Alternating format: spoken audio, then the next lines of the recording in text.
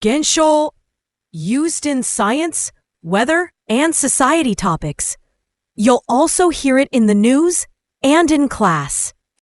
genshō, 科学、天気、社会の話でよく使います。ニュースや授業でもよく耳にします。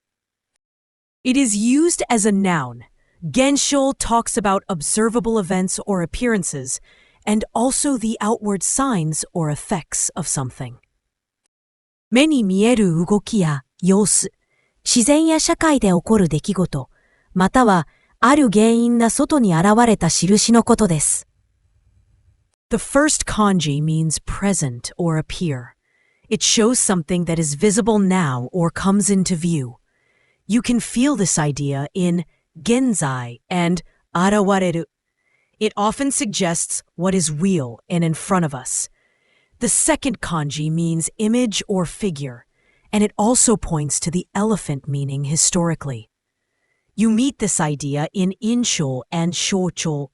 It often signals the shape or symbol of something. Together, they hint at an appearance or image that we can notice. This phenomenon occurs frequently in winter. この現象は冬によく起きます。この現象は冬によく起きます。The teacher explained this phenomenon in a simple way. 先生はこの現象を優しく説明しました。先生はこの現象を優しく説明しました。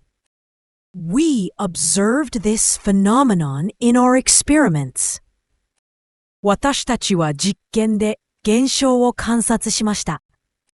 私たちは実験で現象を観察しました。The cause of this phenomenon is still unknown. その現象の原因はまだわかりません。その現象の原因はまだわかりません。The most common synonyms of the word are jishō and dekigoto. Jishō is formal and used in science or math, almost the same as genshō. Dekigoto is everyday and means an event. It may be less about being scientifically observed.